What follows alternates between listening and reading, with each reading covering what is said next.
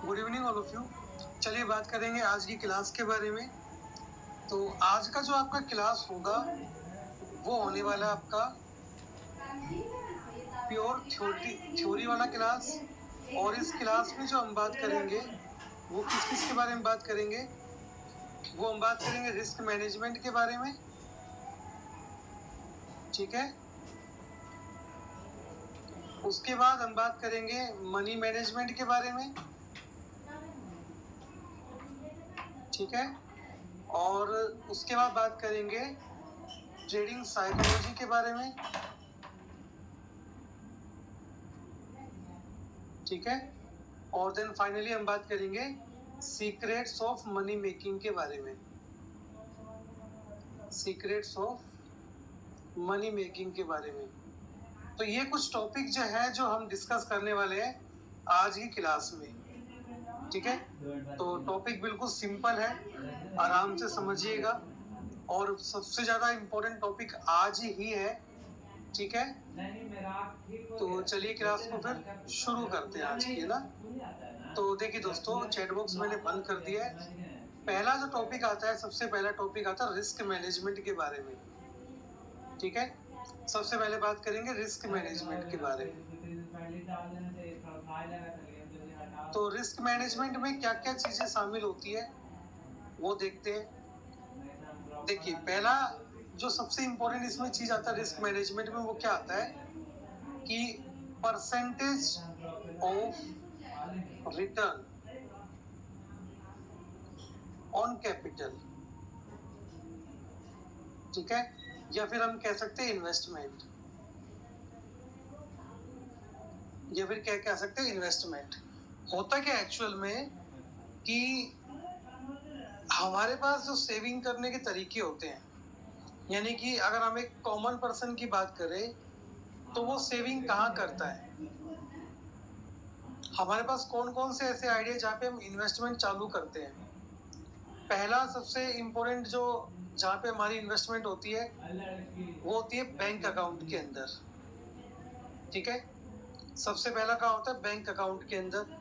Bank account में अगर हमारा सेविंग अकाउंट है तो वो हमें कितना परसेंट रिटर्न देते हैं, वो हमें देते हैं 2.5% से लेके और 3.5% मैक्सिमम बता रहा हूँ मैं, 3-3.5% मैक्सिमम, अगर हम अपना पैसा सेविंग अकाउंट में रखते हैं तो।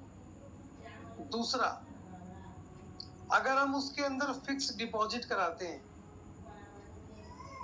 ठीक है, तो उसमें जो रेट चल रहा है आजकल वो चल रहा है 5.10%, कुछ में 6% भी होगा। ठीक है, तीसरा ऑप्शन क्या आता है हमारे पास, तीसरा आता है म्यूचुअल फंड, जो कि बैंकों द्वारा हमें बेचे जाते हैं, है ना। म्यूचुअल फंड जिसको हम बोलते हैं एसआईपी। एसआईपी का मतलब होता है सिस्टमेटिक इन्वेस्टमेंट प्लान। ठीक है, सिस्टमेटिक इन्वेस्टमेंट प्लान। उसके बाद हम क्या करते हैं, हम या तो किसी को कैश क्रेडिट देते, उधार देते पैसा, है ना, या फिर क्या करते हैं लॉटरी टिकट में लगाते हैं, या फिर जो कमेटी होती है ना, जो मंथली चलती है उसमें पैसा अपना सेविंग पे लगा देते हैं, या फिर लास्ट में अगर कुछ बच गया हमारे पास तो गोल्ड वगैरह खरीद लेते हैं। हाँ जी सर, यही तरीके होते हैं जनरली। चैट बॉक्स में बताएंगे मुझे। हमारे पास जो इन्वेस्टमेंट अपॉर्चुनिटी अवेलेबल होती है क्या वो यही होती है जनरली, है ना। LIC WLIC सब आ गई उसके अंदर, है ना। देखो, प्रॉपर्टी तो एक बाद का हथियार होता है। रियल एस्टेट में तो कब जाएंगे जब हमारे पास बड़ा पैसा होगा, 15-20 लाख से ऊपर जब होता है जब रियल एस्टेट में जाते हैं। लेकिन जनरली एक इंसान की जो लाइफ होती है ना वो इन्हीं के अंदर खत्म हो जाती है। अब मैं आपको बताऊंगा इनके अंदर रिटर्न कितना मिलता है हमें, इनके अंदर हमारा परसेंटेज ऑफ रिटर्न कितना होता है उसके बारे में बात करेंगे। देखिए, सेविंग में अगर आपका अकाउंट है और आपका जो अकाउंट है सेविंग का है तो आपको मैक्सिमम जो रिटर्न मिलेगा वो 2.5 से 3% मिलने वाला है। उसके बाद फिक्स डिपॉजिट में 5.10, म्यूचुअल फंड के अंदर मैक्सिमम आप 20% ले सकते हो, इससे ऊपर नहीं मिलेगा। कैश क्रेडिट यानी किसी को उधार पैसा देना 24%, यानी कि 2 रुपये सैकड़ा जिसको बोलते देसी भाषा में। लॉटरी ये कभी लगती नहीं है, लेकिन हम इस पे पैसा लगाते हैं, ठीक है। कमेटी, कमेटी जैसे जो मंथली हम पे करते हैं ना, 8-10 लोग मिलके चालू करते हैं। या फिर आजकल जो एक ट्रेंड चला हुआ है ड्रीम 11, यहाँ पे भी लोग पैसा लगाते हैं, अपनी किस्मत को आजमाते हैं। या फिर गोल्ड, गोल्ड खरीद लिया। देखो भाई साहब, बात ऐसी है, गोल्ड तुम कितना भी खरीद लो, तुम इसको सेविंग के पर्पज से खरीदते हो, राइट, कि सेविंग हो जाएगी और आगे इसका फ्यूचर में रेट बढ़ने वाला है ना। इसी पर्पज से गोल्ड खरीदवाया जाता है। लेकिन तुम उसको मुझे बेच के दिखा दो, कभी नहीं बेच पाओगे भाई साहब उसको। ये एक कड़वी सच्चाई है। आदमी गोल्ड में सेविंग जरूर करता है फ्यूचर के लिए, कि महंगा होगा तो काम आएगा आगे, ना, लेकिन उसको बेच नहीं सकता। तो इस तरह की कुछ सेविंग्स होती है, यानी कि अगर मैं एक मोटा मोटा हिसाब लगाऊं सभी पे, तो 25% जो है मैक्सिमम रिटर्न हम लेते हैं इंस्ट्रूमेंट के अंदर, है ना। ये हमारा एक मैक्सिमम रिटर्न होता है पूरा।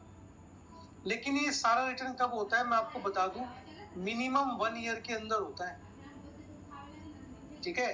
पूरा 1 साल के अंदर रिटर्न होता है, एक ये जो मैंने बताया 25% का। अब दिक्कत क्या होती है हमारे साथ, कि इन चीजों में जब हम पैसा लगाते हैं ना, तो हम पूरा वेट करते हैं वहां पे कि 1 साल के बाद हमें अच्छा रिटर्न मिलेगा या 2 साल के बाद अच्छा रिटर्न मिलेगा, और हम उस रिटर्न को जनरेट भी करते हैं। लेकिन दिक्कत कहाँ आती है, 1 ईयर के अंदर हमने रिटर्न कितना कमाया, मान लीजिए हमने एफडी करा दी, एफडी के अंदर हमें मिल गया 6%। लेकिन मैं आपको बता दूं सर, इन्फ्लेशन जो रेट है ना, इन्फ्लेशन जो रेट है वो हमारी 6% से ज्यादा ही है, कुछ ना कुछ। तो यानी कि अगर आपने 1 साल पहले 1 लाख रुपए इन्वेस्ट किए और 6% की दर से आपने किए, रेट ऑफ इंटरेस्ट आपका 6% है, तो आपका जो नेक्स्ट ईयर में जो पैसा होगा ना, वो 1 लाख ही रहेगा, 1 लाख से बढ़ेगा नहीं। इस बात का आप ध्यान रखिए, क्योंकि साथ साथ महंगाई भी बढ़ रही है, ठीक है। अब शेयर मार्केट में हमारे साथ क्या होता है समझाता हूँ।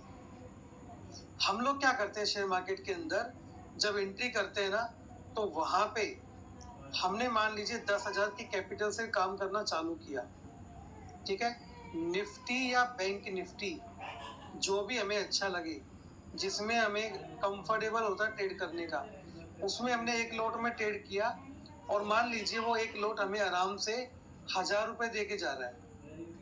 मैं ये मानता हूँ कि किसी भी लोट के अंदर 1,000 रुपए बनाना बिल्कुल भी इम्पॉसिबल नहीं है, बहुत इजीली बन जाता है। निफ्टी की बात करें तो 20 पॉइंट चाहिए आपको, बैंक निफ्टी की बात करें तो हमें कितने चाहिए, करीब करीब यहाँ से 40 पॉइंट चाहिए, ठीक है, 1000 का प्रॉफिट बनाने के लिए।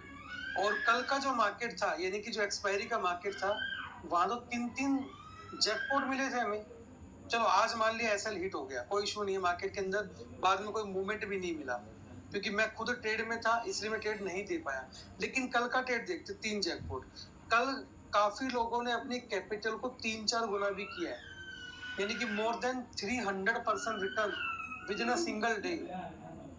जब मान लो मैं तो छोटा सा पकड़ के चलता हूँ 1,000 रुपए, भाई तुमने 1,000 रुपए कमाया कितने पे, 10,000 रुपए कमाया, परसेंटेज निकालना सर कितना हो गया इसका, 10% हो गया। और ये फ्यू मिनट्स के अंदर मिल जाता है काफी बार तो, और कई बार तो सेकेंडों में मिल जाता है। आज का मेरा ट्रेड देख लो जो मैंने डाला टेलीग्राम के ऊपर, 526 के आसपास खरीदा, 578 में, 1 मिनट भी नहीं लगी इसको वहां पे जाने के लिए, ठीक है। 5,000 प्लस क्वांटिटी था मेरे पास। अब तुम मल्टीप्लाई कर लो कितना हो गया है, 1 मिनट भी नहीं लगी वहां पे जाने के लिए इसको, ठीक है। तो जब हमें 10% रिटर्न मिल रहा है, और ये रिटर्न भी हमें छोटा लगता है सर शेयर मार्केट के अंदर, क्यों, क्योंकि वहां पे हमारी सोच क्या होती है कि 10,000 का अमाउंट इन्वेस्ट करें और एक ट्रेड लें, उस ट्रेड के अंदर हमें कम से कम 1 लाख रुपए मिलने चाहिए। भाई लॉटरी का टिकट थोड़ी खरीद रहे हो, घोड़ों की रेस पे पैसा थोड़ी लगा रहे हो। बैंक रोबरी थोड़ी कर रहे हो जो इतना पैसा तुम्हें मिलेगा। किस लिए मिलेगा इतना पैसा? मिलेगा ही नहीं। तो इस चीज को समझिए कि मार्केट के अंदर हमें काफी बार परसेंटेज पे भी काम करना पड़ेगा सर, ठीक है। और हमारा जो रिस्क मैनेजमेंट होता है वो ना के बराबर होता है, ठीक है। रिस्क मैनेजमेंट जो हमारा होता है वो ना के बराबर होता है। कैसे होता है, चलिए आपको बताता हूँ। जब हम किसी ट्रेड के अंदर एंट्री करते हैं तो पहली बात तो हम ये श्योर ही नहीं करते वहां पे कि हमें प्रॉफिट कितना बुक करना है या हमारा रिस्क कितना होगा, कुछ भी नहीं करते। जो एक आइडियल रिस्क रिवार्ड रेशियो है, ठीक है, आइडियल रिस्क रिवार्ड रेशियो है, वो पता है क्या कहता है? वो कहता है कि अगर आपने 500 रुपए मार्केट में लगाया तो आपका प्रॉफिट 1000 रुपए होना चाहिए। अगर आपने 2000 मार्केट में लगाया तो आपका प्रॉफिट 4000 होना चाहिए। अगर आपने 5000 प्रॉफिट मार्केट में रिस्क लिया तो आपका प्रॉफिट कम से कम 10,000 का होना चाहिए। यानी कि ये जो फैक्टर है सारा का सारा रिस्क फैक्टर है, ये आपका रिवार्ड फैक्टर है। अगर आप इस रिस्क रिवार्ड रेशियो में काम करेंगे, और मैं कहता हूं कि महीने में 22 ट्रेडिंग सेशन होते हैं, आपके 15 भी पॉजिटिव चले गए, 15 डेज अगर आपके पॉजिटिव चले गए तो आप महीने के अंदर कभी भी लॉस में नहीं जाएंगे, ठीक है। अब काफी लोग गलती क्या करते हैं, कल मान लीजिए 5000 का प्रॉफिट बना लिया, कल 5000 का प्रॉफिट बना के लेके चले गए, बड़े खुश थे। आज मार्केट में आए फ्राइडे के दिन, ठीक है, आज लालच जग गया कि 5000 कल बनाया था, आज 10,000 बनाएंगे। सर ऐसा कभी नहीं होता, इस बात को समझिए। आपका रिस्क आज उस 5000 के प्रॉफिट में से 50% से ज्यादा आपका रिस्क नहीं होना चाहिए किसी भी हाल में। मतलब आज आपका टोटल रिस्क जो होना चाहिए वो 2500 रुपए होना चाहिए, मैक्सिमम रिस्क बता रहा हूँ ये मैं, ठीक है, अकॉर्डिंग टू प्रॉफिट। जब हमने एक दिन पहले प्रॉफिट कर लिया तब की बात है, ठीक है। अच्छा, एक लोट पे कितना होना चाहिए कि सर हमने तो एक ही लोट पे ट्रेड करते हैं, तो भाई तुम चाहे बैंक निफ्टी में ट्रेड करो या फिर निफ्टी में ट्रेड करो, किसी में भी ट्रेड करो, आपका एक लोट का लॉस मैक्सिमम 1250 से ज्यादा किसी कीमत पे नहीं होना चाहिए। यानी कि अगर मैं एसएल की बात करूं तो निफ्टी में आपका 25 पॉइंट का एसएल हो गया और बैंक निफ्टी में आपका मैक्सिमम 50 पॉइंट का एसएल हो गया। इससे ऊपर एक लोट में रिस्क कभी भी मत लो। अगर एक लोट लिया है तो 1250 से ऊपर का रिस्क मत लीजिए कभी भी, ठीक है। और अपने आप को परसेंटेज में काम जिस दिन करना सीखेंगे ना आप, उस दिन आपको समझ में आएगा कि लेवरेज का मतलब क्या होता है, जो असली लेवरेज होता है उसका मतलब क्या होता है। अगर आपने 10% के हिसाब से भी मार्केट में डेली काम किया और अगर आप 10 दिन कंटिन्यू प्रॉफिट में रहते हैं तो आपका कैपिटल 10 दिन में डबल हो जाता है सर, ठीक है। आपका कैपिटल कितना हो जाता है 10 दिन के अंदर? डबल कैपिटल हो जाता है अगर आप 10% पे लेके चलते हैं। और ये कैपिटल आपका किसी भी पॉलिसी के अंदर, किसी भी आपका स्कीम के अंदर मिनिमम 7-8 साल से पहले नहीं होगा। अगर आप स्कीम बेचते हो आपको पता होगा इस चीज का, कम से कम 7-8 साल तो नॉर्मल है, ठीक है। 7-8 साल के अंदर महंगाई कितनी बार बढ़ेगी आप सोचो, कुछ नहीं बनना सर उसका 10 साल के बाद भी, क्योंकि इतनी महंगाई बढ़ चुकी होगी, राइट। तो हमेशा मार्केट के अंदर मार्केट को बिजनेस समझिए और यहाँ पे परसेंटेज में काम करना भी सीखिए। काफी बार परसेंटेज में काम करना भी अच्छा होता है, ठीक है। दूसरा, रिस्क। रिस्क नाम का हमें फैक्टर का मतलब ही नहीं पता होता। जब हम किसी ट्रेड में एंट्री करते हैं ना और वो ट्रेड अगर हमारे अगेंस्ट चला गया गलती से, हमें लॉस दिखा रहा है वहां पे, हम क्या करते हैं सर, लॉस में आराम से बैठे रहते हैं, किस उम्मीद से कि अब ये प्रॉफिट में आएगा और हम ट्रेड को निकाल देंगे। कुछ लोग सबसे बड़ी बेवकूफ़ी यहाँ पे क्या कर जाते हैं कि वो एवरेज करना चालू कर देते हैं, एवरेज करना चालू कर देते हैं। जैसे 100 रुपए में उसने एक लोट लिया, ठीक है, वो आ गया 80, वो उसको नहीं निकालेंगे, वो आ गया 60, अब वो सोचेंगे कि अब निकाल के फायदा क्या, मोस्टली पैसा तो हमारा जा चुका है, अब इसको निकाल के करेंगे क्या, इससे अच्छा तो इसको पड़ा रहने देते हैं। फिर वो आ गया 40, अब वो सोचता है यार अब तो लॉस हो ही गया मार्केट के अंदर, क्यों ना 2 लोट और डाल दे इसके अंदर। अब वो आ गया 20 पे, 20 पे आते क्या करेंगे, 5 लोट और डाल देंगे उसके अंदर। 10 पे आ गया, 10 लोट और डाल दिया उसके अंदर। ऐसे करके पूरा अपना कैपिटल फिनिश कर देते हैं। तो मार्केट में एक बात ध्यान रखना हमेशा, कभी भी लूजिंग ट्रेड के अंदर, लूजिंग ट्रेड का मतलब होता है जिसमें आप लॉस में चल रहे होते हो, उसमें कभी भी आप एवरेज मत कीजिए, ठीक है, या मैं कहूँ क्वांटिटी को इंक्रीज मत कीजिए, क्वांटिटी इंक्रीज बिल्कुल भी मत कीजिए उस केस में, क्योंकि क्वांटिटी इंक्रीज कब की जाती है, जब आप विनिंग ट्रेड के अंदर होते हो, जब आपका पैसा बढ़ रहा होता है, उस ट्रेड के अंदर आपकी क्वांटिटी इंक्रीज होनी चाहिए, ना कि लूजिंग ट्रेड के अंदर आपकी क्वांटिटी इंक्रीज होनी चाहिए, ठीक है। इस चीज का भी ध्यान रखें कि अगर कोई ट्रेड आपको लॉस दे रहा है तो बेटर है कि उस ट्रेड से आप निकल जाओ, वेट मत करो, कुछ चमत्कार होगा और आप प्रॉफिट में आ जाओगे, ठीक है। क्या मेरी बात सभी समझ पा रहे हैं आप लोग? प्लीज एक बार चैट बॉक्स में बताइए मुझे, क्या ये गलती हम लोगों ने की है या नहीं की है?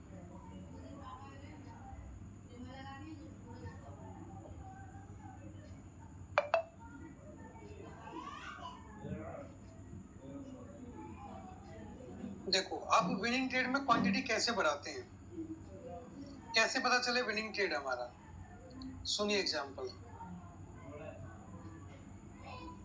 देखिए ध्यान से बात को समझिए। देखो एक बात समझो, आप बिल्कुल क्लियर तरीके से आपको समझा दूं मैं, और वो बात क्या है, सुनो ध्यान से। काफी लोग सोचते कि टेक्निकल पढ़ के, है ना, टेक्निकल पढ़ के हम सब कुछ कर लेंगे, कि हमें चार्ट पे सिखा दिया, टेक्निकल्स पढ़ा दिया, हमें सारे लेवल लगाने सीख लिए हम लोगों ने ट्रेंड लाइन लगाना सीख लिया, ठीक है, अब तो मार्केट के अंदर जो है 100% हम सक्सेस हो जाएंगे। सर सबसे बड़ी गलती आपकी है, मैं आपको बता दूं क्यों, क्योंकि किसी भी सक्सेस के पीछे 2 चीजें होती है। पहला, अब ये मत कहना कि औरत का हाथ होता है, सुनो ध्यान से, 90% होता है आपका माइंडसेट और 10% होता है आपका अदर थिंग्स। चाहे उसको आप नॉलेज लगा लीजिए, चाहे कुछ भी लगा लीजिए, टेक्निकल लगा लो, लेवल लगा लो, ट्रेंड लाइन लगा लो, कुछ भी लगा लो, वो खाली 10% होता है।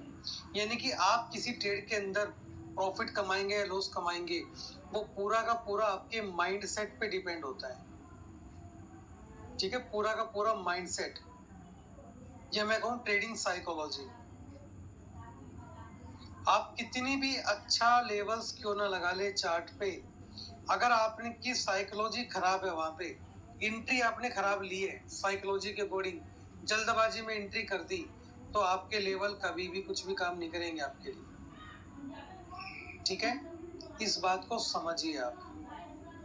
तो अभी हमारे साथ क्या होता आ रहा है मैं बताता हूँ आपको, जब आपका ट्रेड प्लस में चलना स्टार्ट होता है ना, पोजीशन आपकी जब प्लस में चलना स्टार्ट होती है, तो आपके हाथ पैर फूल जाते हैं कि मार्केट में क्या करें, वेट करें ट्रेड के अंदर या प्रॉफिट बुकिंग करें। मान लीजिए एक लोट आपने ले रखा है, ठीक है, मार्केट गिर रहा है, आपको 1000 रुपए का फायदा दिखा रहा है, आपके दिमाग में तुरंत क्या बात क्लिक करेगी, सर ने बताया था कि 10% मिल रहा है, लेके निकल लो। अरे उससे पहले एक बार चार्ट पे लेवल तो देख लो, एक बार क्या कह रहे हैं, लेवल आपको बता रहे हैं मार्केट पूरा बुलिश या बेरिश होने वाला है। जैसे कल का मार्केट लगा लीजिए आप, ठीक है, बुलिश या बेरिश होने वाला है, तुमने कौन सा कंसेप्ट पे पढ़े हो, 10% वाले पे। देखो गलत नहीं है कंसेप्ट, ये भी गलत नहीं है, बट चार्ट के अकॉर्डिंग प्रॉफिट बुकिंग करना जरूरी है। अब आपको 1000 रुपए दिखा रहा है, अब आपके हाथ पैर फूल जाएंगे अगर इसने 2000 रुपए आपको दिखा दिया, आपको सेल करने का बटन नहीं मिलेगा वहां पे। ऐसा क्यों हुआ?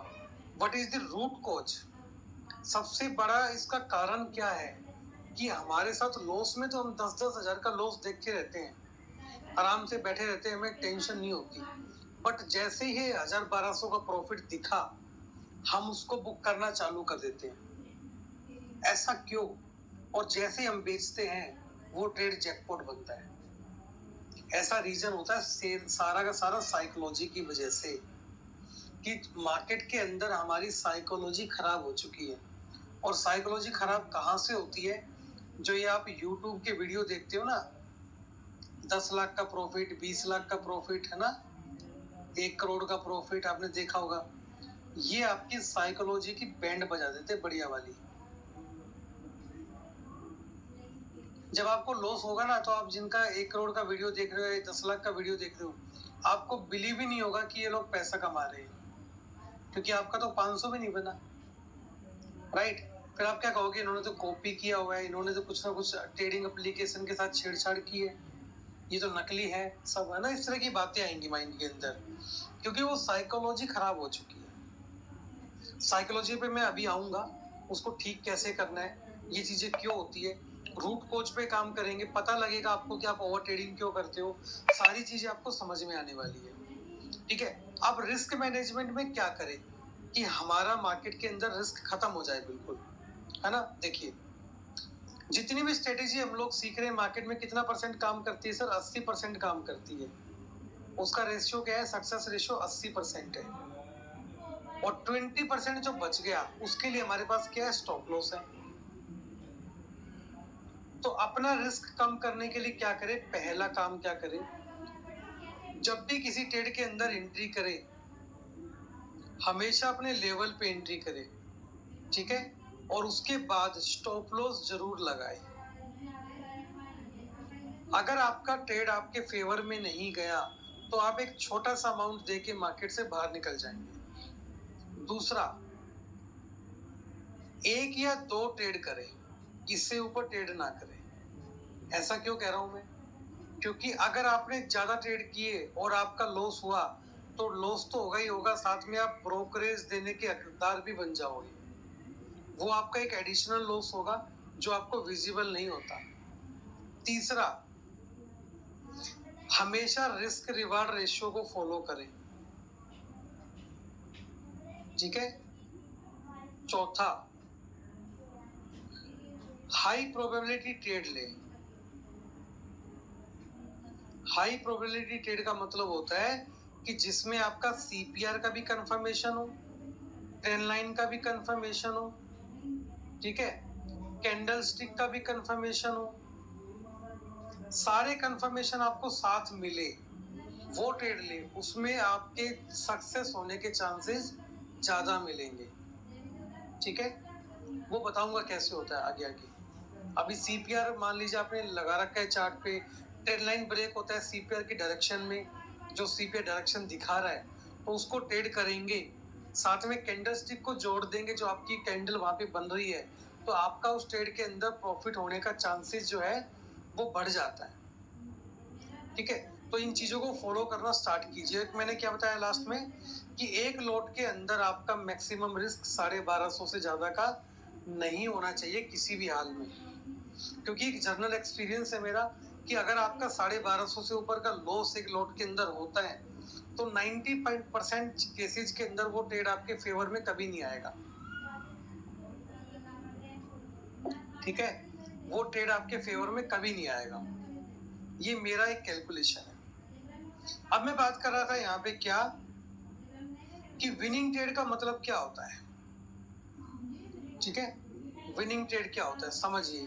क्वांटिटी कब बढ़ाते हैं?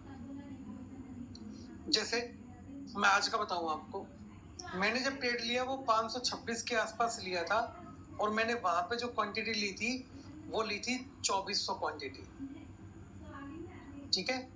और मैं आपको ये भी बता दूं कि बैंक निफ्टी के अंदर, एग्जाम्पल के तौर पे, बैंक निफ्टी आपने लगा रखा है 32,500 का सी आपने लगा रखा है, ठीक है? वो चल रहा है मान लीजिए 100 रुपए पे। तो एक बार में, यानी कि पर ऑर्डर आप बैंक निफ्टी की मैक्सिमम 1200 क्वांटिटी एक बार में लगा सकते हैं। जैसे आप 25 खरीदते हैं ना, ऐसे तो 1200 मैक्सिमम एक बार में खरीद सकते हैं। अब आपको 2400 अगर खरीदनी हो तो आप 1200 क्वांटिटी का फिर से ऑर्डर लगाएंगे, तब वो खरीदी जाएगी।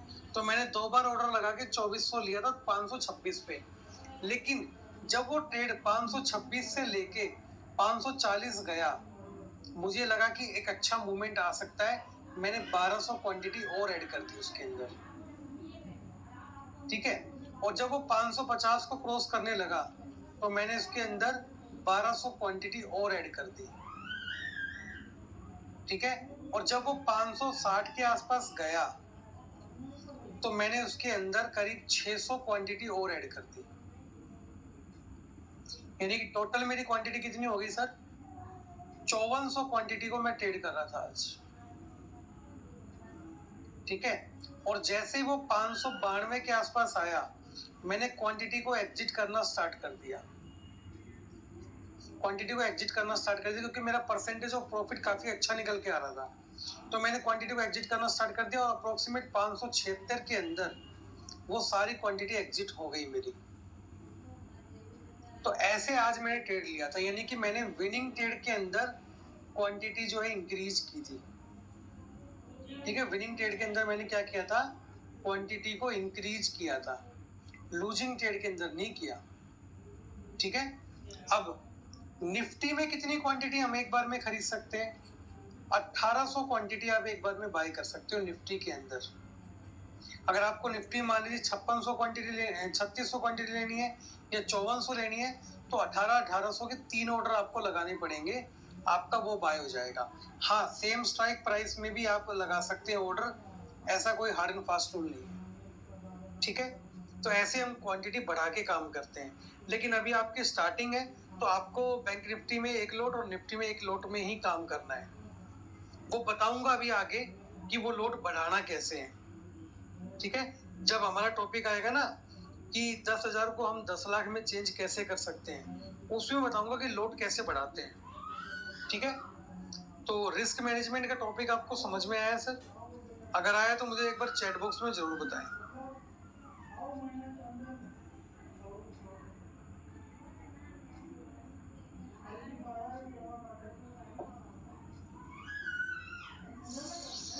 चलिए, परफेक्ट। तो हमेशा अपने ट्रेड को अपने कंट्रोल में रखिए, ठीक है। आपका जो रिस्क रिवार्ड रेशियो होना चाहिए 1:2 होना चाहिए, यानी कि अगर 500 का रिस्क रहेगा तो 1000 रुपए जो वो हमारा प्रॉफिट होना चाहिए, ठीक है। पेशेंस कैसे आएगा आगे समझाऊंगा। अभी जो हम पढ़ेंगे ना मनी मैनेजमेंट, उसके बाद हम आएंगे ट्रेडिंग साइकोलॉजी के ऊपर। वो पूरा का पूरा गेम समझाऊंगा कि आपके हाथ पैर क्यों कांपते हैं, वो सारी चीजें उसका पार्ट है, ठीक है। तो सबसे पहले पढ़ते हैं मनी मैनेजमेंट के बारे में। मनी मैनेजमेंट देखिए लाइफ के अंदर बड़ा इंपॉर्टेंट होता है, और ट्रेडिंग के ऊपर बाद में बात करेंगे, मनी मैनेजमेंट के ऊपर पहले लाइफ के बारे में बात करते हैं। मनी मैनेजमेंट क्या है? देखिए, एक जो जॉब वाला होता है ना, जो जॉब करता है या जो स्मॉल बिजनेस करता है, उसका मनी मैनेजमेंट कुछ भी नहीं होता, ठीक है। आप उनके बैंक अकाउंट को चेक कीजिए, उनके बैंक अकाउंट में आपको हर महीने का ईएमआई दिखेगा, ठीक है। कितने लोग ऐसे यहाँ पे हैं जो ईएमआई हर महीने भरते हैं? अप्रोक्सीमेट 80% से ऊपर मिलेंगे यहाँ पे, बल्कि ज्यादा ही मिलेंगे।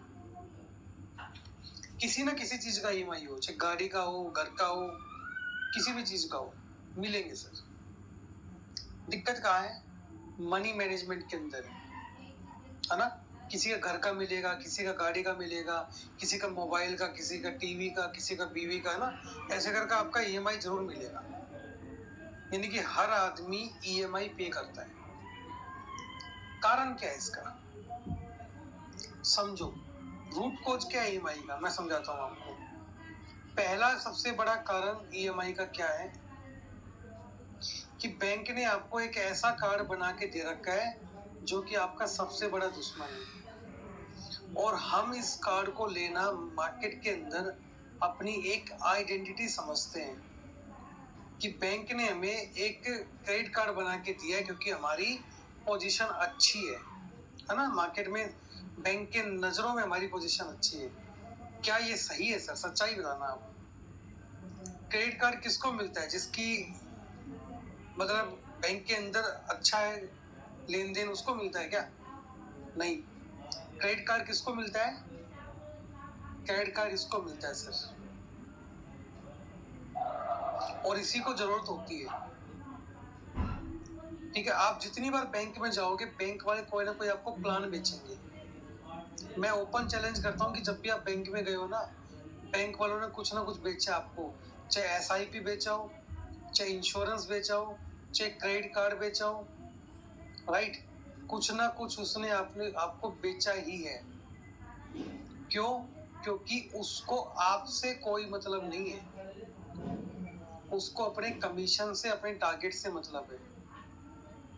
तो पहला जो मनी मैनेजमेंट के अंदर आपको करना है, अगर आपका क्रेडिट कार्ड ड्यू चल रहा है, बकाया चल रहा है, आपने उसको यूज कर रखा है, और कई लोग कहते हैं कि हम अच्छा यूज करेंगे।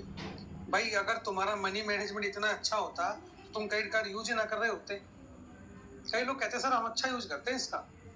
तुम क्या यूज करते हो मैं बताता हूँ। एक क्रेडिट कार्ड से दूसरे क्रेडिट कार्ड की पेमेंट करते हो बस। मतलब एक EMI को चुकाने के लिए दूसरी EMI का सहारा लिया जा रहा है। ये यूज होता है हमारे देश में क्रेडिट कार्ड का।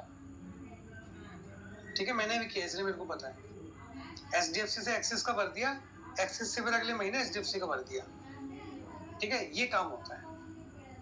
तो भाई पहला चीज, अगर आपने क्रेडिट कार्ड यूज करते हो, ठीक है, और तुम कह रहे हो मैं स्मार्टली यूज कर रहा हूँ, टाइम से पेमेंट कर देता हूँ, तो भाई तू इतना अगर टाइमली पेमेंट कर रहा है, तेरा मनी मैनेजमेंट अच्छा है, तो तेरे को क्रेडिट कार्ड की जरूरत क्या है?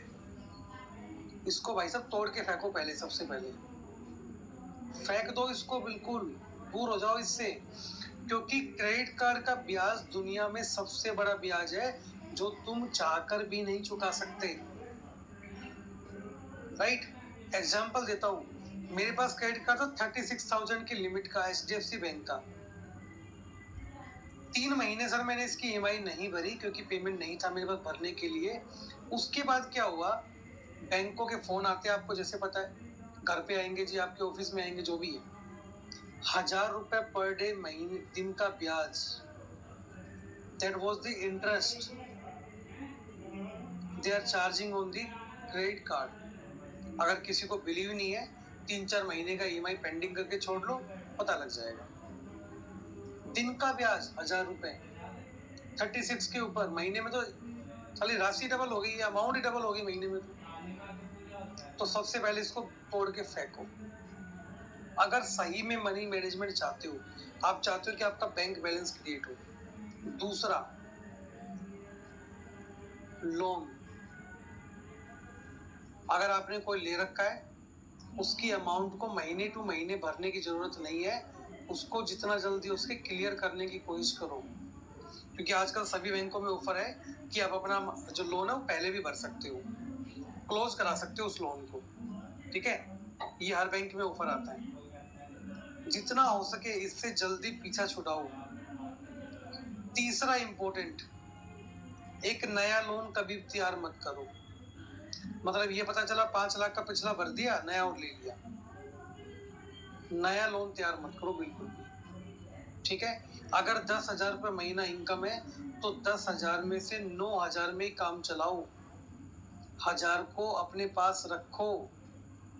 और हम क्या करते हैं, अगर 2,000 का इंक्रीमेंट लग गया सैलरी के अंदर, तो भाई साहब 1 महीने में 3 बार तो जो है गाड़ी से घूम के आते हैं हम कहीं जाके। क्यों खर्चे बढ़ा रहे हो?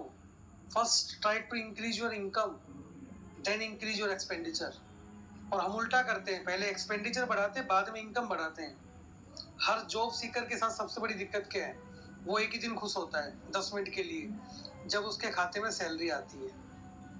10 मिनट भी क्यों खुश होता है, इस महीने का खर्चा आ गया। और उसके बाद उसके जो रास्ते होते हैं ना, सैलरी के जाने के रास्ते जो होते हैं वो फिक्स होते हैं। अगर 50,000 सैलरी आया है तो कितने लोगों में बटेगा पहले से ही प्री डिसाइडेड है वो, कहाँ बटेगा वो। ठीक है, तो यानी कि काम करने का कोई मजा ही नहीं है।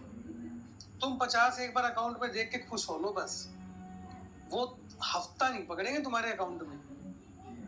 अच्छा, गलती से 10,000 बच भी गया, मान लीजिए बच भी गया, तो फिर कोई ना कोई फालतू का खर्चा, क्योंकि तुम्हें भी चूल होगी फिर, ये साला 10,000 बच कैसे गया।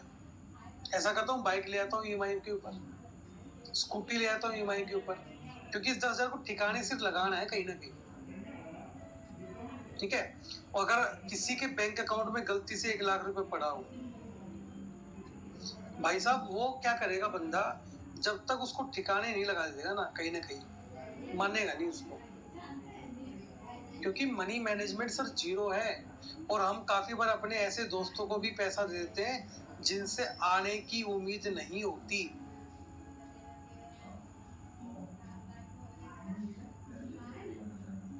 ठीक है, आने की भी उम्मीद नहीं होती, उनको पैसा देते हैं। दोस्तों एक बात समझ लो बिल्कुल क्लियर, अगर आप ऐसी गलती करते हो तो समझ लेना आपके लाइफ में बड़ी प्रॉब्लम आने वाली पैसे को लेके। बिल्कुल खुद का एक्सपीरियंस बता रहा हूँ आपको सारी चीजें। अब आगे क्या होगा हमारी जिंदगी में मनी मैनेजमेंट को लेके मैं बताता हूँ। अभी एज 30 ईयर्स है, 20 साल और जॉब में पकड़ोगे मैक्सिमम बस। उसके बाद ये 20 साल कहानी चलेगी। मैंने मुकेश की कहानी बताई थी यूट्यूब पे, आपको याद होगा। और उसके बाद रिटायरमेंट की तुम कर लोगे तैयारी कि हम तो भाई 50 साल के हो गए, लड़का बड़ा हो गया, अब यही करेगा जो करेगा। तुमने तो कर दिया, वो भी कर देगा, माना तुम्हें देख के कर रहा है वो भी,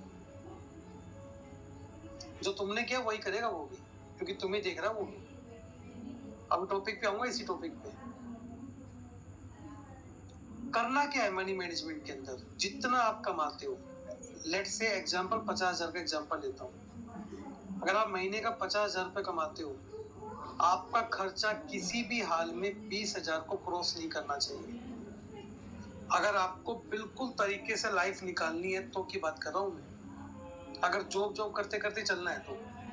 क्योंकि अगर खर्चा आपका क्रॉस करने लग गया तो आप भी इसको कंट्रोल नहीं कर पाओगे कभी भी।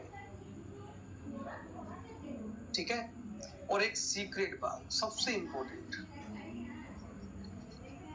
मान लीजिए आपका ये इनकम है पर मंथ का, ठीक है, अपनी फैमिली के अंदर कभी भी ये वाला इनकम डिस्क्लोज मत कीजिए। इतना ले रहे हैं, इतना बताइए, क्योंकि अगर आपने इतना बताया तो ये पता क्या कहेगी,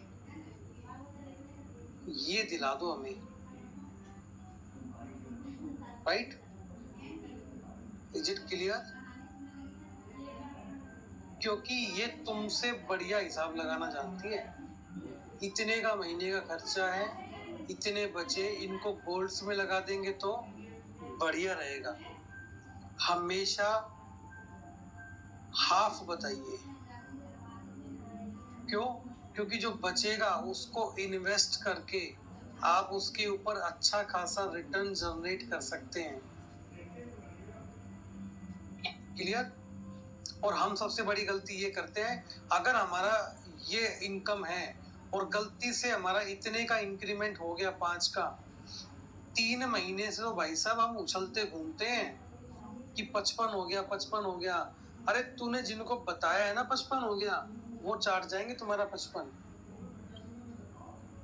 इमोशन पे कंट्रोल करना बहुत जरूरी है सर, बहुत जरूरी है अगर आप मनी मैनेजमेंट करना चाहते हैं तो। और कभी भी ऐसी जगह पे ऐसा मत लगाइए जहां पे डूबने का काम हो, कभी मत लगाइए ऐसी जगह पैसा। क्योंकि जो चीजें मैं आपको बता रहा हूं ना सर, ये 7 साल मैंने जिंदगी जी है, मुझे पता है अच्छे से। ठीक है, और अभी भी मैंने इससे ऊपर का नहीं बता रखा किसी को भी। क्यों? मुझे पता है अगर मैंने इसको इंक्रीज किया तो डेफिनेटली एक्सपेंसेस भी उसके रिलेटिवली इंक्रीज होंगे, राइट? और मनी मैनेजमेंट आपका बिगड़ जाएगा, मनी मैनेजमेंट आपका टोटली बिगड़ने वाला है वहां पे। तो पहले तो अपना लाइफ के अंदर मैनेजमेंट ठीक कीजिए, फिर ट्रेडिंग की बात करते हैं, ठीक है? अब ट्रेडिंग के ऊपर लेके आता हूँ, आपका ट्रेडिंग का मनी मैनेजमेंट क्या है। बड़ा गजब का ट्रेडिंग का मनी मैनेजमेंट आपका, कैसे मैं बताता हूँ। अगर आपके ट्रेडिंग अकाउंट के अंदर अगर आपके 50,000 हैं और आपको ट्रेड लेना है, तो आप ट्रेड कैसे लेते हो मैं बताता हूँ। 50,000 में कितने लॉट आएंगे, ये आपका ट्रेडिंग स्टाइल है, ये आपका मनी मैनेजमेंट है। आप ये नहीं देखते हो कि ट्रेड में कितने लॉट ले ना, 50,000 में कितने लॉट आएंगे, है ना? वो सारा पैसा ट्रेडिंग में एक ही ट्रेड में लगा देते हो और एक ट्रेड में लंका लग जाती बढ़िया वाली। कितने लोगों ने कारनामा किया है सर, जो भी बता रहा हूँ आपको मैं? हाँ जी, कितने लोगों ने किए हैं? जितना अमाउंट पड़ा हुआ है वो सारा का सारा एक ट्रेड में घुसा दिया। अच्छा, उस ट्रेड में अगर ज्यादा लॉट नहीं बन रहे तो ओटीएम में घुस गए, है ना? सबसे बड़ी गलती है, क्योंकि आप अपनी, वो कहते हैं ना कि शेयर मार्केट जलाई के गोल्डन अपॉर्चुनिटी, एक सोने का अंडा देने वाली मुर्गी है। आपने क्या किया, अपनी सारा उसको उधेड़ने की कोशिश की, उसको मुर्गी को, कि सारा पैसा आज ही लगा दे इसके अंदर, सारे अंडे आज ही निकाल ले। अरे ट्रेड देखो कैसा है, अगर एक लोट वाला ट्रेड है तो एक ही लोट लो ना उसके अंदर, अगर 5 लोट वाला ट्रेड है तो 5 लोट लो उसके अंदर, पहले एक लोट लो, अगर प्रॉफिट में चलता रहे तो और इंक्रीज कर दो उसको, किसने मना किया? और हम कैसे लेंगे भाई साहब, लाख रुपए पड़े हैं अकाउंट में, चलो 10 लोट मारते सीधा। सबसे बड़ी गलती है, ऐसा कभी मत करना, क्योंकि आपका मनी मैनेजमेंट खराब हो जाएगा। अगले दिन के लिए आपके पास पैसे बचे कोई गारंटी नहीं है। और आजकल एक नई तूफानी पारी भी खेलने लोग आ रहे हैं, कैसे आ रहे हैं मैं बताता हूँ। क्वांटिटी लेंगे 1000, ठीक है, 10 पॉइंट मिले मतलब 10,000 मिले, लेके निकल लेंगे। ये तो ठीक है, चलो 10 पॉइंट लेके तुम निकल लिए, 10,000 रुपए दिन के कम नहीं होते, बट क्या वो 1000 क्वांटिटी के हिसाब से सही रिस्क रिवार्ड रेशियो है? काफी लोग खेलते सर तूफानी पारी है, जिस दिन ऐसा लगेगा ना 40 पॉइंट का, उस दिन 40,000 रुपए जाएंगे सीधा।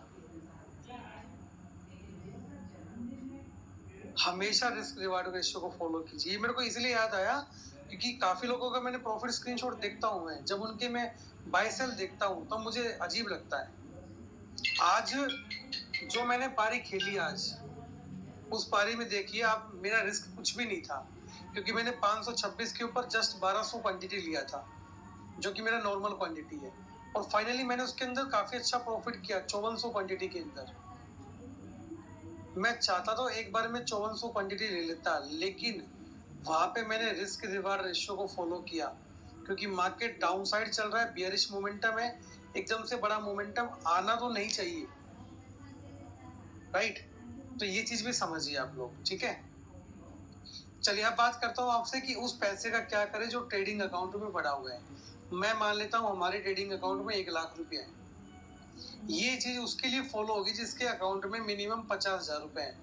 अब तुम अगर 10,000 डाल के बैठे हो तो फिर ऑप्शन ट्रेडिंग के लिए बैठे हो, फिर ज्यादा दिमाग लगाने की जरूरत नहीं है। तो आपका मनी मैनेजमेंट क्या होगा, देखिए, राउंड फिगर लिया मैंने 1 लाख रुपए, ताकि आपको समझ में आ जाए कैसे काम करना है। इसके 4 हिस्से कर दो। पहला, इक्विटी डिलीवरी, ठीक है, पहला हिस्सा किस में जाएगा, इक्विटी डिलीवरी। दूसरा हिस्सा किस में जाएगा, इक्विटी इंट्राडे। तीसरा हिस्सा किस में जाएगा, इक्विटी ऑप्शन, ठीक है। चौथा हिस्सा इंडेक्स ऑप्शन 4 हिस्से कर दिए, हर हिस्से के अंदर 25,000 अमाउंट फिक्स कर दो। 25,000 यहाँ पे, 25,000 यहाँ पे, 25,000 यहाँ पे और फाइनली 25,000 यहाँ पे। अब इससे क्या होगा आपका कि अगर आपके ट्रेडिंग अकाउंट में 1 लाख रुपया था, आपने क्या किया, आपने 25,000 रुपये के डिलीवरी में शेयर्स बाय कर लिए। डिलीवरी का मतलब होता है कि आपने लॉन्ग टर्म के लिए शेयर बाय कर लिए, ठीक है, 2-4 साल के लिए। अब आपका 25 इसमें इन्वेस्ट हो गया, कुछ ना कुछ तो कमा के देगा ना आपको ये भी। भाई ज्यादा नहीं कह रहा मैं मान लूँ दिन का कम से कम 500 तो कमा के देगा 25,000 का इन्वेस्टमेंट, इससे नीचे तो बनेगा भी नहीं सर। आपने क्या किया, आपने निफ्टी में देखा अच्छा ट्रेड आ रहा है, इंडेक्स का मतलब निफ्टी बैंक निफ्टी है ना, उसमें अच्छा ट्रेड आ रहा है, आपने यहाँ से 1,000 रुपये बना लिए, ये आपका प्रॉफिट हो गया 1,000 रुपये का, प्लस 500 का इधर से भी दिख रहा है, टोटल प्रॉफिट दिन का हो गया 1,500 रुपये। आप पूरा दिन पॉजिटिव रहोगे मार्केट के अंदर, करेक्ट। चलो दूसरा, आपने निफ्टी में ट्रेड ले रखा है और निफ्टी का ट्रेड आपका चालू है, उसी बीच आपको दिखा कि यार मार्केट के अंदर तो ये स्टॉक इंट्राडे में बड़ा अच्छा भाग रहा है, ये बड़ा अच्छा गिर रहा है नीचे, क्यों ना इसकी कुछ क्वांटिटी खरीद के काम करूं। आपके पास 25,000 का बैलेंस था ही, आपने क्या किया, 100 क्वांटिटी खरीद ली उसकी इंट्राडे में और वहां से मान लीजिए आपने 2,000 का प्रॉफिट बना लिया और निफ्टी में आपका लॉस हो गया मान लीजिए 1,000 रुपए उस दिन। अभी भी आप 1,000 रुपए के फायदे में हो, आपका ट्रेडिंग साइकोलॉजी बिल्कुल पॉजिटिव रहेगा, राइट। इक्विटी ऑप्शन का मतलब होता है कि जैसे टाटा स्टील का स्टॉक है, इसमें सीपीई लेना आपका, स्टॉक ऑप्शन जिसको बोलते हैं। आपको लग रहा है टाटा स्टील तो यार बड़ी गिरावट दे रहा है, चलो इसका पुट खरीद लेते हैं, अगर आपके पास अमाउंट है तो आप खरीद लोगे। अगर आपने सारा पैसा लगा रखा है इंडेक्स ऑप्शन के अंदर 1 लाख का 1 लाख, और आपको कोई स्टॉक भागता हुआ दिख रहा है बढ़िया, तो आप क्या करोगे, इधर से पहले एग्जिट करोगे और फिर उसमें एंट्री करोगे। हो सकता है उसमें भी आपको लॉस हो जाए, तो एक तो लॉस की मार इधर पड़ गई, एक इधर पड़ गई, आपकी साइकोलॉजी बिगड़ जाएगी इससे और आपका रिस्क मैनेजमेंट भी बिगड़ गया। आपका जब रिस्क मैनेजमेंट बिगड़ेगा ना सर, तो आप मल्टीपल ट्रेड करना स्टार्ट कर दोगे मार्केट में, आपको हर कैंडल पे, हर मोमबत्ती पे ट्रेड दिखेगा, हर कैंडल में ट्रेड दिखेगा आपके, और आप 60-70 ट्रेड एक दिन में मार दोगे वहां पे। तो इधर से लॉस भी हुआ, ब्रोकरेज भी मारा गया आपका, डबल लॉस टिकेगा। तो हमेशा अपनी कैपिटल को 4 हिस्सों में बांटिए। अगर आपके पास कैपिटल मोर देन 50,000 है तो, अब डाल के 10,000 करते तो बात अलग है, तो वो तो आपने ऑप्शन के लिए डाले हैं, तो उसका तो मैटर ही अलग है फिर, ठीक है। तो यहाँ पे भी पैसे का मैनेजमेंट करना सर बहुत जरूरी है, अगर मैनेजमेंट नहीं किया तो आप फेलियर के कारण बनेंगे सबसे बड़ा, और मैनेजमेंट कर लिया तो आपको इस मार्केट में कामयाब होने से कोई नहीं रोक सकता। इस चीज को समझिए आप, जब तक इन छोटी छोटी चीजों को नहीं समझेंगे तब तक मार्केट आपको बड़ा प्रॉफिट देने वाला नहीं है। क्या मनी मैनेजमेंट आपको क्लियर हो गया? चैट बॉक्स में आप बता सकते हैं मुझे।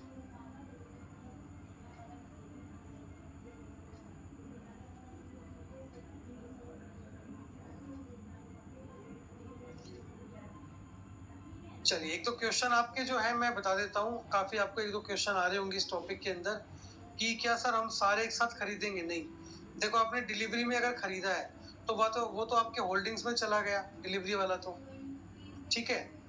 इक्विटी वाला खरीदा है इंट्राडे में तो वो आपका पोजीशन में दिखाएगा। देखो ये कब लेने हैं, जब आपको अपॉर्चुनिटी दिखे तब लेने हैं, क्योंकि हम इंडेक्स के ट्रेडर है खाली, है ना, 25,000 से काम कर रहे हैं 1 लाख की कैपिटल पे, तो हमारा यहाँ पे मैक्सिमम 1 या 2 लोट आएगा बस, इससे ऊपर लोट नहीं आएगा जनरली।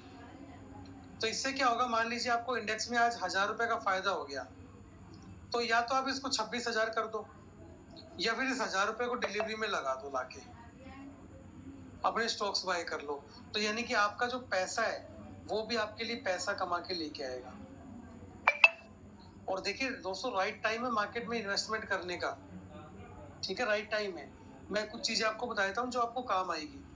जैसे मान लीजिए आप मार्केट के अंदर 1 लाख रुपए का इन्वेस्टमेंट करना चाहते हैं, ठीक है, अमाउंट बिल्कुल सिंपल ले रहा हूँ ताकि आपको समझ में आए। आपको लगता है कि यार मेरे पास 1 लाख रुपए पड़ा हुआ है, तो मैं क्या क्या करता हूँ कि बैंक में रखूँ, इससे अच्छा तो मैं शेयर्स में लगा देता हूँ, उसको इक्विटी में लगा देता हूँ। इसको 5 से डिवाइड कर दो आप। कितना आया सर? 20,000 रुपये आया, गुना 5 है ना, 5 हिस्से हो गए इसके। आप 20,000 के शेयर्स अभी ले लो, ठीक है। अभी निफ्टी चल रहा है मान लीजिए 15,400 की रेंज में चल रहा है, मान लेते हैं। तो आप 15,400 की निफ्टी के ऊपर 20,000 के शेयर ले लो। टाटा स्टील ले लिया आपने, HDFC बैंक भी काफी अच्छे लेवल पे है, ये ले लिया। ऐसे करके आपने 5 शेयर में या 4 शेयर में 5,000 रुपये लगा दिए, ठीक है। आप एक हफ्ते का गैप दो, 1 वीक का।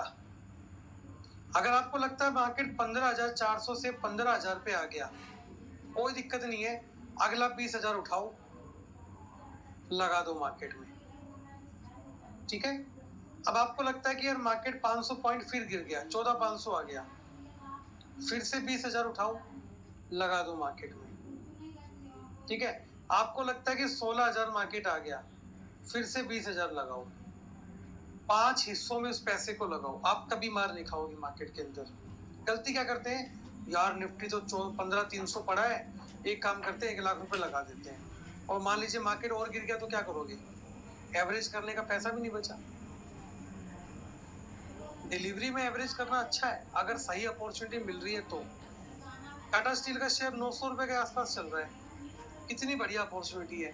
HDFC बैंक का शेयर 1280 के आसपास चल रहा है, कितनी बढ़िया अपॉर्चुनिटी है। लेकिन सारा पैसा नहीं लगाना एक साथ, क्योंकि मार्केट और भी गिर सकता है ना, जीरो तो होने से रहा, राइट। हाँ, 1,500 पॉइंट और नीचे आ सकता, कोई बड़ी बात नहीं है। तो अगर आप मान लीजिए आपने अभी 900 पे टाटा स्टील को ले लिया और मार्केट 1,000 पॉइंट गिर गया नीचे निफ्टी, और टाटा स्टील मान लीजिए 800 पे आ गया, लगाओ ना फिर 800 के ऊपर भी, तो एवरेज आपका निकल जाएगा। और जब मार्केट सर बड़ी बड़ी ग्रीन कैंडल बनाएगा ना, निफ्टी फिर से 18-19,000 के लेवल पे जाएगा, आपका कैपिटल उस टाइम पे डबल हो चुका होगा। लेकिन सारा पैसा कभी भी एक बार में नहीं लगाना, ये ध्यान रखना मार्केट के अंदर। और सारा पैसा एक शेयर पे नहीं लगाना, ये भी ध्यान रखना। देखो जब हम कहीं पर घूमने जाते हैं ना, ट्रेन वगैरह के अंदर, तो हमें ट्रेंड किया हुआ, पहले हमें सिखाया हुआ कि सारे पैसे एक जगह मत रखिए, कुछ पैसे जूतों में रखो, कुछ पैसे अपने पर्स के अंदर रखो, कुछ बैग के अंदर रखो, ठीक है, कुछ अपने मोबाइल के कवर में डाल लो। ऐसे करते नहीं करते हम? डाइवर्सिफाई करते नहीं करते उस पैसे को? तो यहाँ पे भी डाइवर्सिफाई करना पड़ेगा, समझे मेरी बात को। तो जिनका ये क्वेश्चन था ना कि सर पैसे लगाने हैं मेरे को मार्केट में, उनका ये क्वेश्चन भी सोल्व हो गया कि उनको कैसे लगाने हैं। तरीका मैंने आपको लोगों को बता दिया, ठीक है सर। यहाँ तक टॉपिक क्लियर है?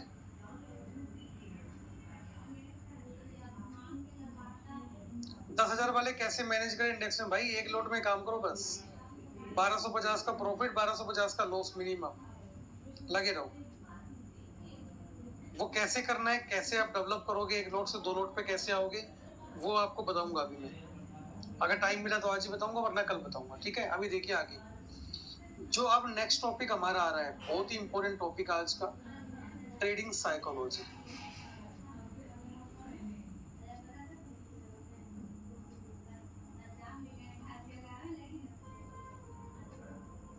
बहुत ही जबरदस्त टॉपिक है।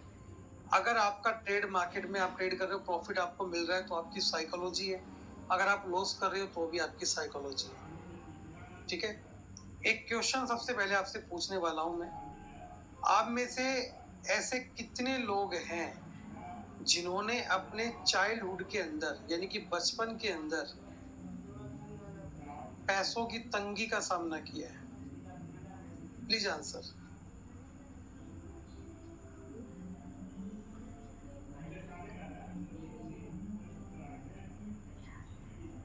या अभी भी कर रहे हैं, जो भी है, मोस्टली हम सारे ही है ना। देखिए क्या होता है, अब सर आपका मेन कंसेप्ट शुरू होता है ट्रेडिंग साइकोलॉजी, समझिए और बहुत आराम से समझिएगा इस टॉपिक को, बहुत जबरदस्त टॉपिक है, ठीक है। चैट बॉक्स ऑन ही रखूंगा, देखिए, अब चैट मत कीजिए, पहले देखिए, पहले समझिए आप। जब हम सर 7 साल तक के होते हैं ना, 7 इयर्स, तब तक एक बच्चे का जो माइंड होता है या काम करने की उसकी एक्टिविटी होती है, वो कॉन्शियस तरीके से काम करता है। कॉन्शियस तरीके का मतलब होता है जो उसने सुना, समझा, ऑब्जर्व किया, उसके अकॉर्डिंग काम करता है वो। ठीक है। अब अगर हमने देखा कि हमारे जो पेरेंट्स हैं वो क्या कर रहे हैं, मैं बताता हूँ। सुबह उठते हैं, 9 बजे ऑफिस जाते हैं या जॉब पे जाते हैं, 5 बजे घर आते हैं, ठीक है, और डिनर किया, ठीक है, दी कपिल शर्मा शो देखा, और उसके बाद गुड नाइट, राइट। ये हमने अपने पेरेंट्स को करते हुए देखा है। जब उनसे हम पैसे की डिमांड करते हैं तो वो हमें एक कहानी सुनाते हैं सैलरी वाली। लेकिन डोंट बी इमोशनल यार, मैं आपको कुछ समझाने की कोशिश कर रहा हूँ। वो सैलरी की कहानी सुनाते हैं कि सैलरी अभी नहीं आया है या मार्केट में महंगाई बहुत ज्यादा हो गई है। इस तरह के वर्ड हमने सुने। घर का खर्चा चलाना है मुश्किल हो गया है, राइट। और हमने 100 रुपए के ऊपर भी अपने घर में छोटे छोटे झगड़े देखे 100 रुपए को लेके भी। और हमने ये देखा है कि अगर घर में कुछ चीजें खराब हो गई तो उनको ठीक हमारे खुद फादर ही करते हैं। हम किसी को 1 रुपया क्यों दें? सर मैं सही कह रहा हूँ या गलत कह रहा हूँ? पहले तो इस चीज का बताइए आप।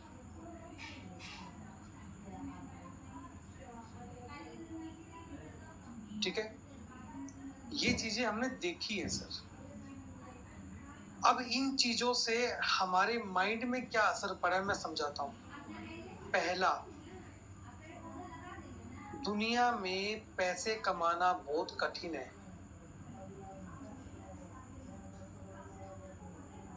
हाँ या ना?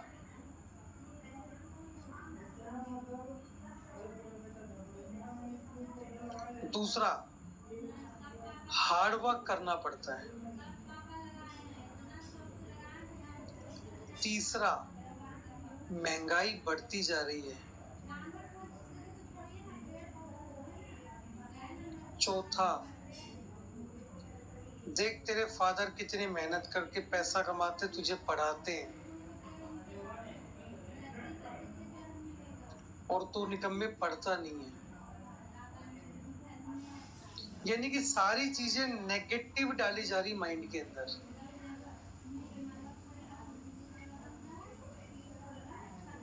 ठीक है, और इसके बाद ये तो होगी फैमिली तक की बात। रिलेटिव की बात करता हूँ।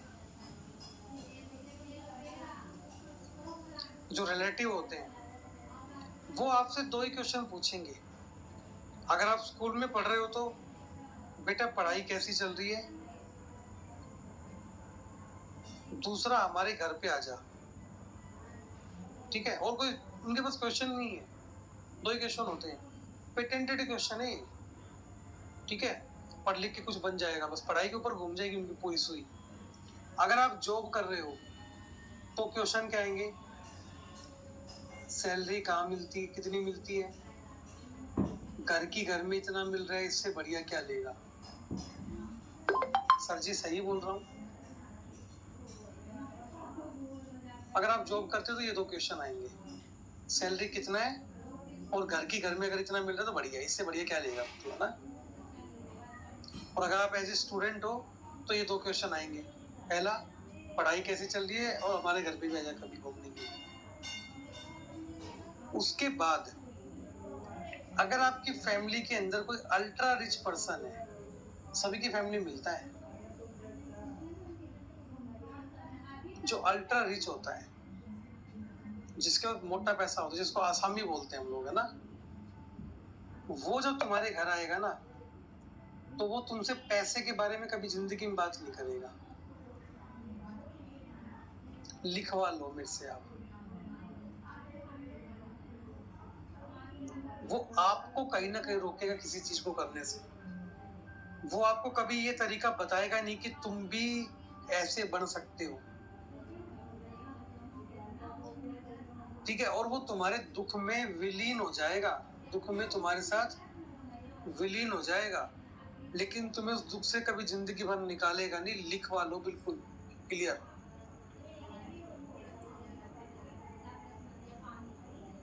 क्यों? क्योंकि वो चाहता ही नहीं कि तुम ये बनो। उसकी सोच तुम्हें लेके बहुत नेगेटिव है। ये चीजें हमने देखी है सर। ये सारी चीजें जो है वो क्या है, वो ये सारी चीजें वो है जो हमने फील की है अपनी लाइफ के अंदर, चाइल्डहुड के अंदर। अब आते हैं सोसाइटी के अंदर। सोसाइटी में क्या होता है? सोसाइटी में हमने क्या देखा है मैं बताता हूँ आपको, कि हमारे जो नेबर्स होते हैं वो भी सुबह 9 बज के काम पे जाते हैं, 9 बजे, और शाम को 5 बजे आते हैं, राइट। उसके बाद वो आपस में छोटी छोटी बातें करते मिलेंगे आपको, और बड़े खुश मिलेंगे। आपको लगता है कि जिंदगी बस यही है, इससे बाहर कुछ नहीं है ना? ये ऑब्जर्व करोगे तब समझ में आएगा। ये जब घर पे बैठ के ऑब्जर्वेशन करोगे ना, तब ये चीजें समझ में आएंगी आपको। आपको लगेगा हाँ यार ठीक है, जिंदगी में एक नौकरी मिल जाए ना, इससे बढ़िया क्या है बस। यानी कि आपको वो स्टार्टिंग से ही सेटिस्फाई होना सिखा देते हैं, और हमारा माइंड जो है वो एक्सेप्ट कर लेता है कि दुनिया में सबसे बड़ी चीज क्या है? नौकरी। क्योंकि यही हमें सब कुछ दे सकती है जो खुशी हमने अपने पड़ोसी के चेहरे पे देखी है।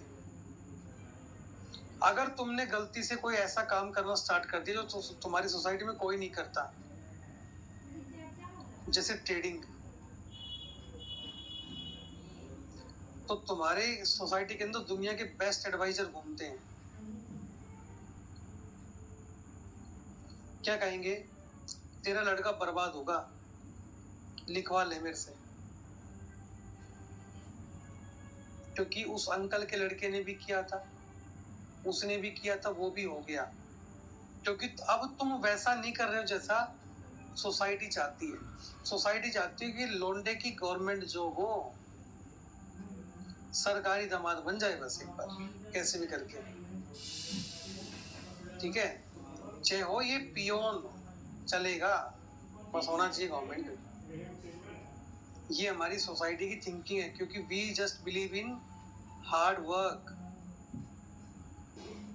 We believe in hard work, not smart work. और वो टाइम गया, क्योंकि ये सारी चीजें हमारे माइंड में छप चुकी हैं सर, ठीक है। तुम चाहकर भी इसको नहीं निकाल सकते हैं। देखो माइंड कैसा हो चुका है, मैं समझाता हूँ एक एग्जांपल से, आपको समझ में आएगा। अगर आप रास्ते में चल रहे हो, आपको 100 रुपए का नोट मिले, क्या करोगे सर? आपका माइंड दिखाता हूँ माइंड कैसे काम करता है। 100 रुपए का नोट मिले, क्या करोगे? चुपचाप उठा के जेब में डाल लोगे। कुछ कहेंगे मंदिर में रखे आएंगे, कोई कहेंगे भला करेंगे, लेकिन जनरली क्या होता है? चुपचाप उठा के जेब में डाल लोगे। 500 का हो तो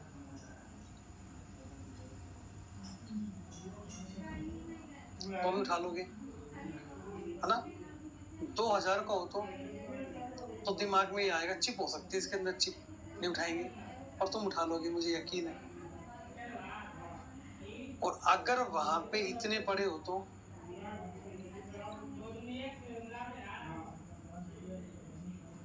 दिमाग पता क्या कहेगा? किडनैपिंग की चाल लग रही है। शाहरुख खान वाले नोट हो सकते हैं,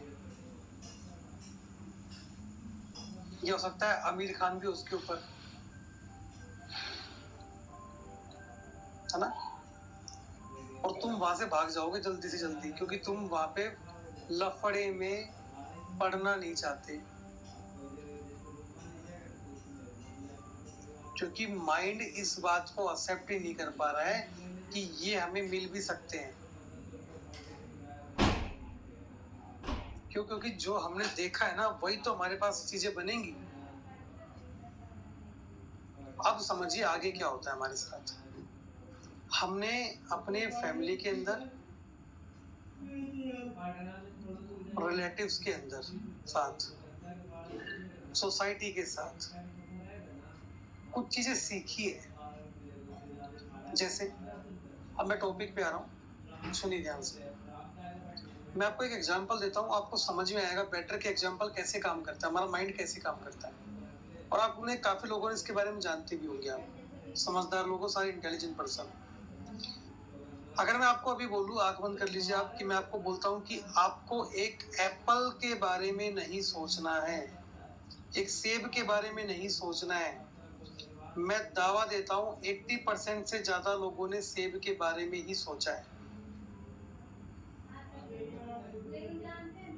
जबकि मैंने तो मना किया था सर, मैंने ना बोला था बिल्कुल क्लियर। ठीक है, अब टॉपिक समझाऊंगा क्या दिक्कत है। दो चीजें मैंने बोली, एप्पल, दूसरा मैंने बोला ना। एप्पल हमने पढ़ा है बचपन के अंदर, राइट? चाइल्डहुड में हमने पढ़ा है एप्पल के बारे में, एप्पल का फोटो देखा है हमने, इसकी नाम की फाइल हमारे माइंड के अंदर स्टोर है। जैसे ही एप्पल बोला, ये फाइल ओपन हुई और इसने हमें फोटो दिखा दी। लेकिन जब मैंने ये वर्ड बोला ना, इसकी हमारे पास कोई भी फाइल नहीं है, तो माइंड ने इसको एक्सेप्ट नहीं किया, ठुकरा दिया इसको, और हमें क्या दिखाया गया? खाली एप्पल दिखाया गया, राइट? अब आगे समझिए बात को। जब हमने फैमिली, फ्रेंड और रिलेटिव से शेयर मार्केट के बारे में सुना है, क्या सुना है? यहाँ तो लोग बर्बाद हो जाते हैं। दूसरा, अमीर लोगों का बिजनेस है। तीसरा, कि इसमें आदमी अमीर भी बनता है लेकिन रोड पे भी आ जाता है और घर बिक जाते हैं। ठीक है, हमें उतना नॉलेज नहीं है, इसलिए हम इस बिजनेस से दूर रहते हैं। और खासकर क्या सुना है, हमारे उस रिलेटिव ने भी किया था और आज वो बर्बाद हो गया। फिर आपने चैनल पे देख लिया कि उस बंदे ने 5 लाख का लॉस खाया, अब उसकी हालत बहुत खराब है ना? अब मुझे एक बात बताओ, ये जो 5-6 पॉइंट है, ये आपके माइंड में कौन सी फाइल बना रहे हैं? लॉस की या प्रॉफिट की?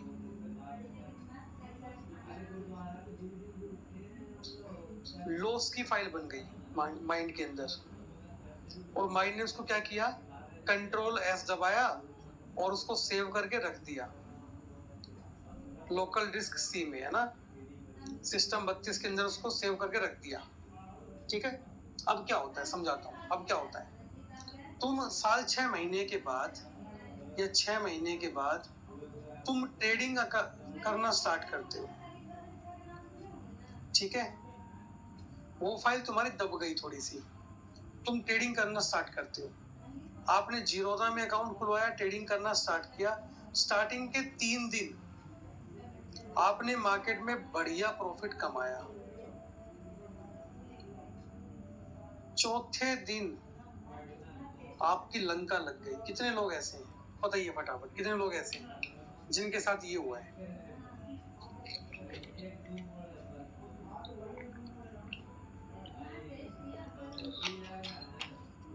सारे हैं सर, यूनिवर्सल ट्रूथ है। हुआ क्यों? तो लॉजिक सुनिए, अब लॉजिक सुनिए क्यों हुआ। जब तुमने जीरोधा खोला, ठीक है, जब तुमने जीरोधा खोला, तुम्हारे माइंड को नहीं पता चला कि तुम शेयर मार्केट कर रहे हो, क्योंकि फाइल दब गई थी कोने में। जब तुमने 3 दिन कंटिन्यू खोला उसका, तुम्हारे माइंड ने बोला यार कर क्या रहा है आजकल, ये बड़ा ध्यान दे रहा है जीरोधा पे। जीरोधा क्या है? और उसको पता चला, उसकी जब उसने फाइल उठा के देखी, ये तो शेयर मार्केट कर रहा है। फिर शेयर मार्केट की उसने फाइल खोली, उसमें क्या मिला? क्या मिला सर उसमें, बताओ? लॉस। तो अब जब तुम जीरोधा खोलोगे ना बेटा, तुम कितने भी अच्छे लेवल लगा लो, तुम्हारी फाइल उसको मिल चुकी है जो खो गई थी। वो तुम्हें वो ही ट्रेड लेके देगा जिससे तुम्हें लॉस हो, क्योंकि वो अपनी फाइल को कभी भी गलत साबित नहीं करेगा किसी के लिए, और तुम्हें उसी ट्रेड के अंदर एंट्री दिलाएगा जिस ट्रेड के अंदर तुम्हारा एसएल ठुकने वाला है। ठीक है, समझ में आया? अब गलती से तुमने मॉर्निंग में एक ट्रेड ले लिया जो तुम्हें मान लीजिए 7,000 के प्रॉफिट में बैठा गया। ठीक है, अब तुम्हारे माइंड को दिखा ये साला प्लस में कैसे है, फाइल तो कह रही है कि इसको लॉस में होना चाहिए। वो तुम्हारे अंदर चूल इकट्ठी करेगा और क्या कहेगा, ट्रेड ले बढ़िया जाएगा ट्रेड, प्रॉफिट 10,000 हो जाएगा, 20,000 हो जाएगा। तुम्हें लालच देगा और तुम क्या करोगे, जब तक उस 7,000 का लॉस नहीं कर दोगे तब तक वो माइंड शांत नहीं बैठेगा। इज इट राइट और रॉन्ग? तुम्हें हर कैंडल में ट्रेड दिखाएगा, हर कैंडल के अंदर, और तुम्हें प्रॉफिट ले जाने देगा ही नहीं किसी भी हाल में। ये होता है सर ओवर ट्रेडिंग, इसलिए हम ओवर ट्रेडिंग करते हैं। दिक्कत लेवल में नहीं है, दिक्कत फाइल में है। इसलिए हमें मार्केट के अंदर लॉस होता है, क्योंकि फाइल तो हम लॉस वाली लेके बैठे हैं। और मैं बिल्कुल गारंटी से कह सकता हूँ, मोर देन 80% ट्रेडर जब मार्केट में ट्रेड लेते हैं तो उनके माइंड में एक ही बात चल रही होती है, बस लॉस ना हो जाए।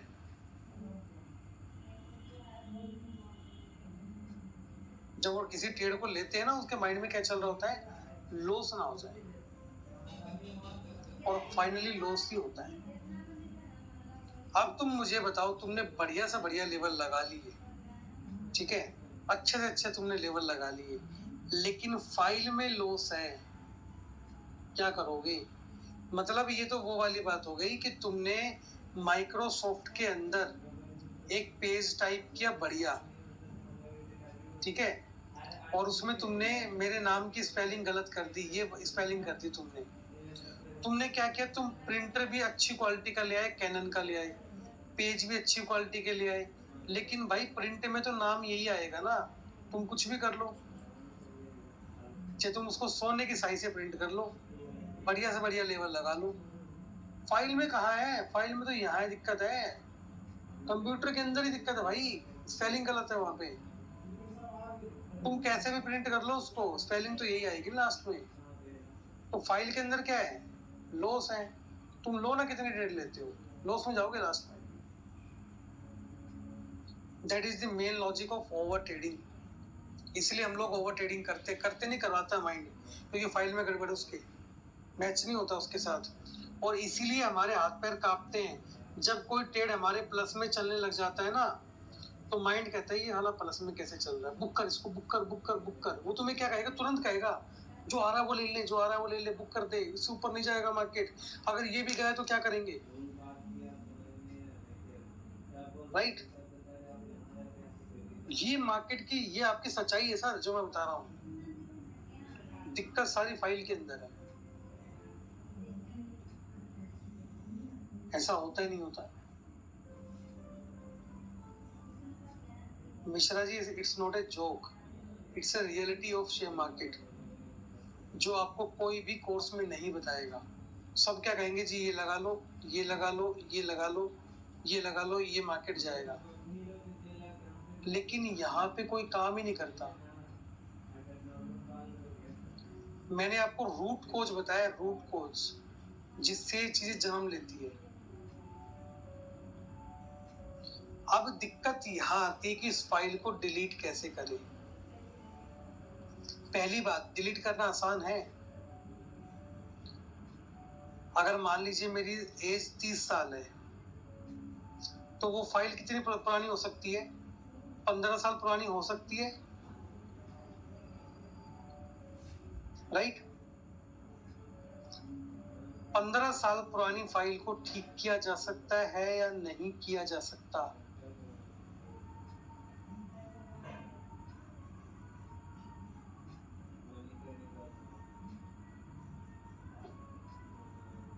किया जा सकता है, लेकिन थोड़ी सी प्रैक्टिस करनी पड़ेगी, मेहनत करनी पड़ेगी, टाइम लगेगा, ठीक भी हो जाएगी। कैसे होगी समझाता हूं। माइंड के 2 पार्ट होते हैं सर, ये आप जानते होंगे, मेरे से अच्छे से जानते होंगे।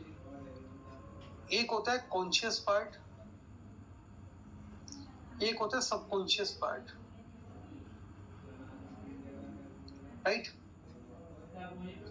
ये जो होता है, ये होता है एक तरह से सर्वेंट, नौकर, ये होता है ओनर। सारी फाइलें यहाँ स्टोर होती है,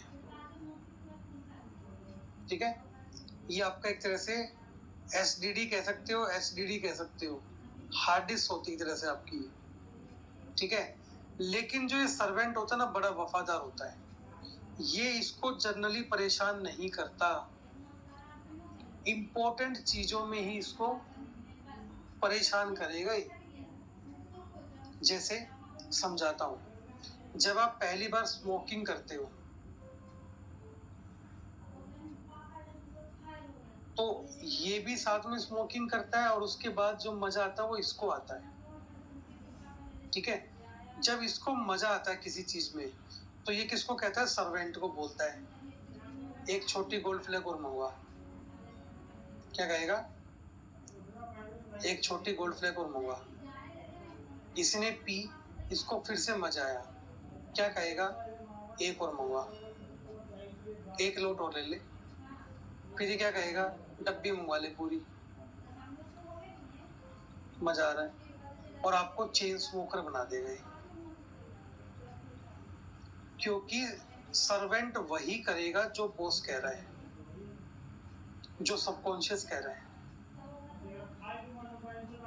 मेरी बात समझ में आ रही है सर? कि हम हैबिट हमें कैसे लग जाती किसी चीज की, अगर इसको किसी चीज में मजा आ गया ना, तो ये वो काम इससे अपने आप करवा देगा, इसको जरूरत नहीं है कुछ भी करने की, फिर ये कहेगा वो करेगा।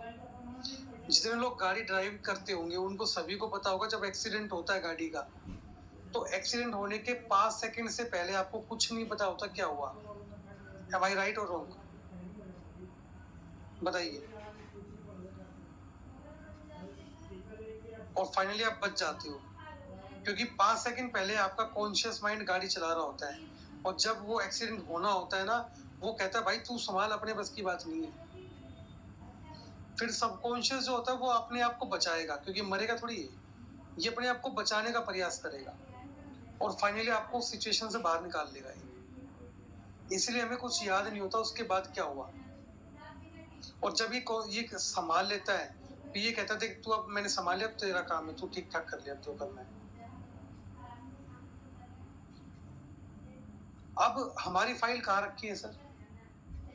हमारी फाइल रखी है इसके पास, इसने इसके पास फाइल भेज रखी है, कहाँ पे? इसके पास। ये हमारी फाइल रखी है यहाँ पे, इसको हम बोलेंगे कि देख मेरे पास इतना रुपया है, ये इस तक बात जाने ही नहीं देगा, और तुम्हें हंसी आएगी बढ़िया। अगर मैं आपको बोल दूं आपके बैंक अकाउंट में इतना पैसा है, तो आपके चेहरे पे तुरंत स्माइल आएगी। क्यों?